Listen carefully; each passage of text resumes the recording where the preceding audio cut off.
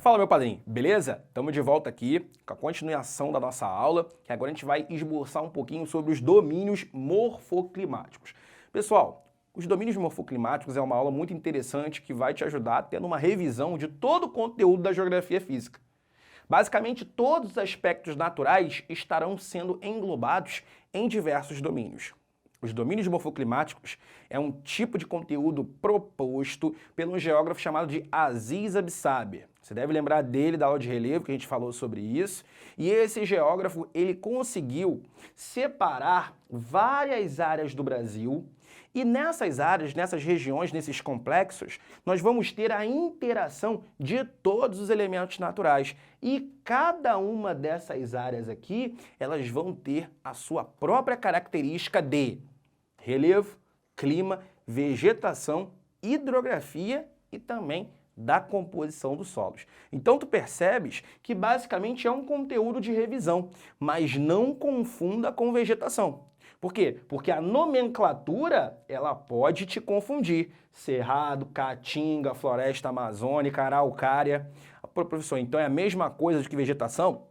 Não é a mesma coisa, beleza? Aqui vai englobar todos os aspectos naturais. Lá na aula de vegetação são apenas complexos fitogeográficos. Então, não ache que é a mesma coisa, que eu preciso estudar um e não preciso estudar outro, que isso daí não cola aqui. Tu tem que exatamente pegar e dar uma olhada sempre nesses conteúdos aqui, porque uma vez pode chegar na prova e falar assim, pô, o domínio que apresenta solos com elevado grau de acidez. O domínio é o domínio do cerrado, não é a vegetação do cerrado, porque a vegetação não vai falar sobre os solos, a vegetação só vai falar sobre os complexos fitogeográficos, perfeito? Então isso é muito importante. Tu vai lembrar que Aziz Absaber promoveu aqui a formação de importantes complexos que basicamente vão se encarregar de ter características naturais próprias. Vamos lá? Vamos começar? Então, olha aqui, gente, começa com o domínio amazônico. Gente, o domínio amazônico, primeira coisa que você tem que saber, a região que ele vai estar inserida. Qual a região aqui, gente? Grande parte da região norte do Brasil. Ele vai conseguir se estender bem pouquinho aqui para a parte da região nordeste, mas ele vai estar presente nas áreas principalmente da região norte. É composto pelo clima o quê, gente? Lembra? Equatorial úmido. Clima quente e clima úmido com elevados índices pluviométricos. O maior índice pluviométrico do Brasil está aqui no domínio amazônico, beleza? Depois de clima, passamos para a vegetação. A vegetação que vai surgir é qual? A floresta amazônica, com característica de ser de grande porte, perennifólias, com característica de ser latifoliada. Tu lembra disso, né? Por que que ela tem essa composição? Exatamente por conta da condição do clima. A vegetação está condicionada ao clima. Se o clima é quente, se o clima é úmido, consequentemente a vegetação ela vai se desenvolver muito bem e aqui nós vamos ter uma grande floresta heterogênea, perfeito?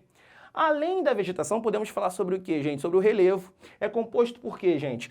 Por planícies, planaltos e depressões. Temos que sempre dar uma olhada na região norte e no domínio amazônico para a planície amazônica. Por quê? Porque a planície amazônica será muito importante, onde nós vamos ter o Rio Amazonas, que será o principal rio navegável do Brasil. Nós podemos perceber que também teremos planaltos que irão delimitar, como, por exemplo, os planaltos residuais norte e sul amazônicos, que serão muito importantes para a exploração de recursos minerais, principalmente minerais metálicos, beleza? Além disso, nós vamos ter algumas depressões que vão estar entre áreas planálticas. Lembra que depressão são áreas mais rebaixadas do que o seu entorno, beleza? Então isso é muito importante que você entenda. Além do relevo, falamos da hidrografia. A hidrografia do domínio amazônico, ela será aquela única que vai ter um rio de regime de abastecimento misto. Tu lembra disso? Um rio que é tanto nival quanto pluvial, que é o Rio Amazonas. Ele nasce fora do nosso território e adentra aqui com o nome de Rio Solimões, que quando vai encontrar o Rio Negro vai propor todo esse grande percorrer do Rio Amazonas, uma grande vazão.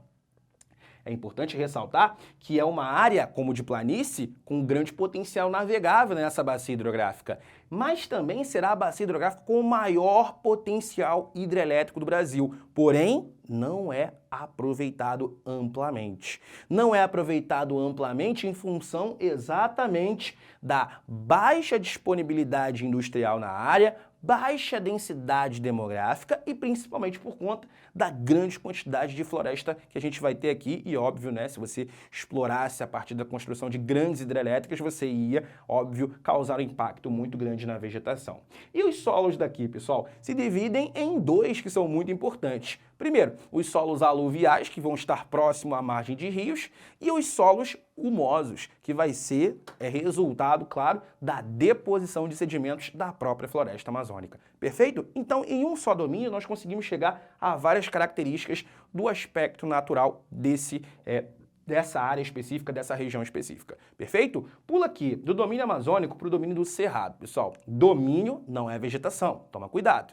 O cerrado, ele vai ter a característica de um relevo que vai ser planáltico. Lembra que aqui vamos ter o escudo central.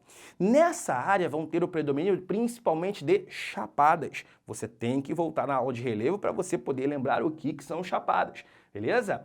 Nessa área teremos um clima que será o clima tropical, o tropical semiúmido. Duas estações bem definidas, verão chuvoso e inverno seco. Tem que lembrar disso. Essa área do cerrado vai ter a vegetação que vai se desenvolver como? Ela vai se desenvolver com galhos retorcidos, com casca muito grossa, em função do potencial de queimadas. Você tem que perceber que o inverno sendo seco não significa que seja frio, porque aqui nós ainda estamos a uma área de zona intertropical. Então, o inverno ele é quente e seco, o que facilita, o que possibilita um grande potencial para queimadas naturais. E também queimadas antrópicas que vão ser ocasionadas por conta da expansão da fronteira agrícola. Então isso é muito importante. Essa vegetação do cerrado, você tem que lembrar que ela é caducifólia, por quê? Porque ela vai ter uma reação por conta da variação de umidade. Então ela vai perder as suas folhas mediante a esse tipo de variação da umidade. Diferente, por exemplo, da floresta amazônica, que você vai ter uma área sempre de grande quantidade de umidade ao longo do ano inteiro. Então não vai ser necessário a vegetação ter esse mecanismo de remover, de perder as suas folhas para poder armazenar maior quantidade de água. Beleza? A partir desse domínio do cerrado, você vai ter alguns afluentes que vão ser muito interessantes para que expliquemos o potencial grande do domínio amazônico se diz respeito ali a sua capacidade de geração de energia elétrica. Porque esses afluentes partem de áreas planálticas e vão percorrer uma área até chegar às áreas de planície. Aí você vai ter exatamente o potencial do domínio amazônico sendo justificado, o potencial hidrelétrico por conta disso. Para que você tenha a construção de hidrelétricas, necessariamente você precisa de rios de planalto. Então, o domínio do cerrado, você vai ter alguns afluentes importantes que partem daqui em direção à bacia amazônica. Além disso, podemos falar que o cerrado, o domínio, ele vai ter solos que vão ter elevado grau de acidez, o que dificulta principalmente o quê? A agricultura. De maneira natural, você precisa lembrar. Porque, mediante a todos os processos que vão ser resultantes da Revolução Verde, essa modernização do campo vai ajudar a fazer com que esse solo ele tenha uma capacidade de fertilidade muito mais elevada. Então isso é muito relevante que a gente saiba que, mesmo tendo uma elevada acidez, existem métodos e práticas hoje em dia que transformam esse solo num solo muito interessante para a agricultura. Tanto que a soja vai ser um dos tipos de culturas agrícolas produzidas em larga escala, principalmente no estado do Mato Grosso. E também a prática da pecuária ajuda a você cada vez mais estar trabalhando a degradação dessa vegetação natural e também do solo. Por isso que o cerrado hoje, a sua vegetação é classificada como hotspot, né? Uma área que pode vir a ser extinta, uma área natural que pode vir a ser extinta. Perfeito? Segue aqui para mim essa área aqui que nós temos o domínio da Caatinga. Olha onde está localizado. A Caatinga encontra-se principalmente no sertão nordestino. Nós vamos ter a vegetação de Caatinga atingindo até o norte de Minas.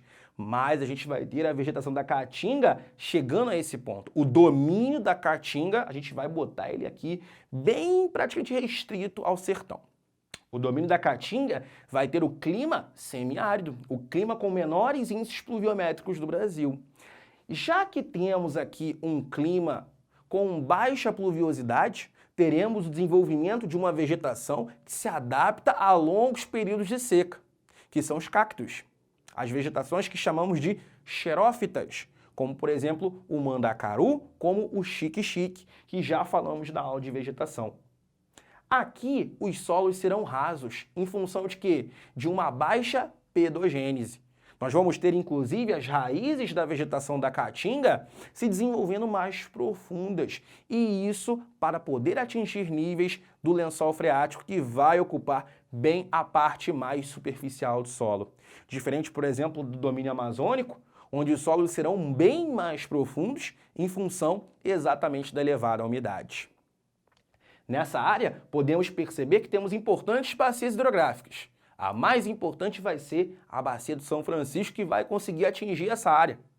E é importante que você entenda que quando a gente fala de hidrografia no sertão nordestino, no domínio da Caatinga, temos que perceber que ela será influenciada também por esse baixo regime de chuvas.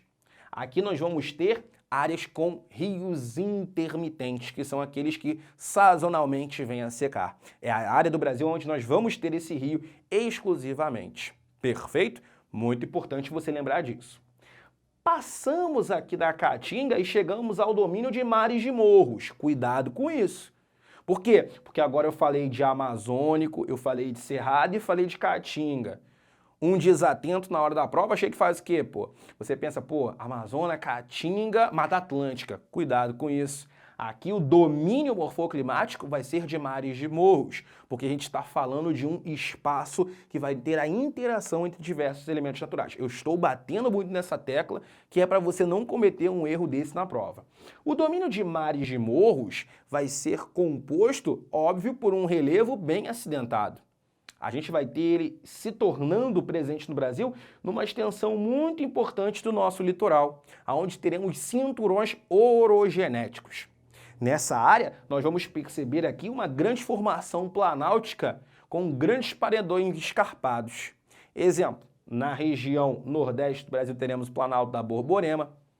Na região sudeste nós vamos ter a Serra do Mar, Serra do Espinhaço, Serra dos Órgãos, Mantiqueira, vários tipos de morros que vão ser denominados nessa área. Então, quando a gente fala de mar de morros, a gente fala exatamente dessa grande quantidade de morros que vão estar presentes nessa paisagem. E claro, além do Planalto Atlântico que nós vamos ter aqui, nós vamos ter a planície costeira, que é muito importante porque é uma área de sedimentação natural.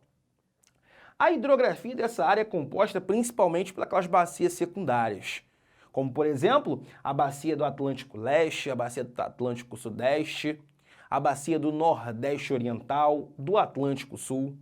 O que essas bacias vão ter em comum, gente? Principalmente são úteis para o abastecimento, para a irrigação e também para a questão da agricultura. Isso daí vai ser muito interessante. A atividade industrial também vai se beneficiar muito dessa questão dessas bacias hidrográficas secundárias, perfeito? Isso é muito importante. Qual é o clima que vai predominar aqui no litoral, gente? O tropical úmido, com grande influência da maritimidade. A umidade vem daí. E o calor vai ser mediante a sua localização, principalmente em zonas de baixas latitudes, beleza? Esse clima vai ser úmido aqui, principalmente no verão, mas o ano inteiro você vai ter uma quantidade significativa de umidade presente no ar. E a vegetação? Qual vegetação que se desenvolve? A Mata Atlântica. A vegetação que mais foi desmatada no território brasileiro. Desde o Brasil colônia, da exploração do pau-brasil, nós temos essa vegetação lá sendo desmatada. Posteriormente, a agricultura canavieira, posteriormente, a agricultura cafeeira e depois a intensa urbanização serão fatores responsáveis por essa vegetação aqui ela acabar sendo tão degradada. A Mata Atlântica terá a característica de ser o quê?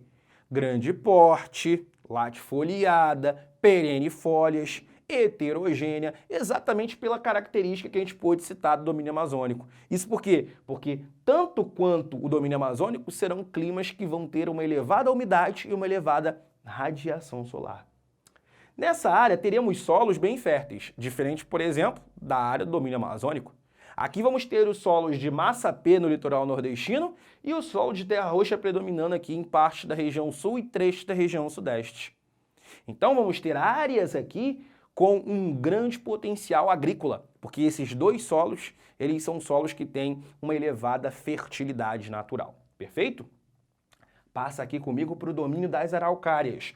O domínio das araucárias é importante para você entender o seguinte. Primeiro, nós vamos ter o clima subtropical. E mesmo o clima subtropical vai ser importante para que você entenda o surgimento de uma floresta que vai ser muito interessante para a comercialização da sua madeira ao longo do tempo. As araucárias são aquelas vegetações chamadas de aciculifoliadas, onde as folhas serão menores, pontiagudas, em função do clima. Ela não vai ser latifoliada porque ela não vai fazer uma intensa transpiração, pois não estará localizada numa área de intensa radiação solar. Quanto mais radiação solar você tem, maior é a sua transpiração. Isso vale também para a gente que é ser humano, beleza? Então as araucárias serão vegetações arbóreas e aciculifoliadas, como você pode lembrar nesse caso. Elas vão se desenvolver em solos bem férteis, como são os solos de terra roxa. Perfeito? Aqui você vai ter bacias hidrográficas importantes, como por exemplo a bacia do Uruguai e a bacia do Paraná. A gente lembra que a bacia do Paraná vai ser aquela que terá o maior potencial hidrelétrico aproveitado. E a bacia do Uruguai será aquela que teremos o maior potencial hidrelétrico da bacia platina. Porém, ela não vai ser muito aproveitada. Se você tem dúvida, volta na aula de hidrografia, que é muito importante você seguir esse conteúdo da cronologia certa. Perfeito? E por último, nós vamos ter o domínio das pradarias. As pradarias são vegetações que vão se desenvolver basicamente como pampas. Perfeito? Mas temos que lembrar que domínio morfoclimático vai englobar muito mais do que a vegetação. Tu lembra quando a gente falou de vegetação herbácea, que se desenvolve em estepes, em áreas de climas onde temos maior calor, e pradarias, onde teremos um menor calor e maior umidade. Aqui nós vamos ter a vegetação de pradarias, que vai ocupar a vegetação dos pampas. Vamos ter nessa área um relevo que será basicamente nivelado, não vamos ter muitos acidentes, aonde será dominado pelo Planalto Uruguaio sul-rio-grandense. E aqui nessa área vamos ter algumas pequenas incisões que nós vamos chamar de coxilhas, perfeito? Pequenas colinas que vão estar sendo localizadas no solo, que vai ser basicamente planificado. Beleza? Aqui nessa área vamos ter o clima também subtropical, aonde nós vamos ter também a bacia hidrográfica do Uruguai, sendo muito importante para a prática da agropecuária. Pessoal, além disso tudo, vamos ter aqui as faixas de transição.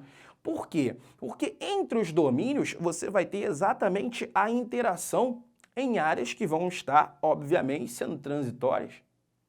Não é basicamente eu saio daqui, venho para cá e mudo o domínio. Não é basicamente isso. Quando a gente fala, por exemplo, do cerrado ter uma composição arbórea, é aonde, gente? Em áreas mais próximas da Caatinga ou do domínio amazônico? Óbvio que é do domínio amazônico. Então, toda essa área aqui entre os domínios vão se denominar como faixas de transição. Perfeito? Exemplos de faixas de transição no Brasil muito importantes. A Mata dos Cocais, o Agreste e também o Pantanal, que são exemplos de áreas onde nós vamos ter a interação de diversos tipos de domínios diferenciados. Muito obrigado pela sua atenção, espero que você esteja aí na pegada firme dos estudos. Tamo junto, grande abraço!